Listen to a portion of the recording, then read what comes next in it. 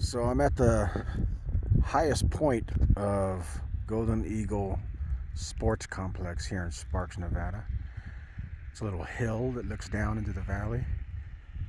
And this is what it looks like right after a snowstorm. It's beautiful. There's the water tank for the neighborhood. There's a restaurant right down there in the sports park. Football, baseball, tennis, soccer. They got all that stuff down there. And then the hills are completely covered in white, so you can't see them.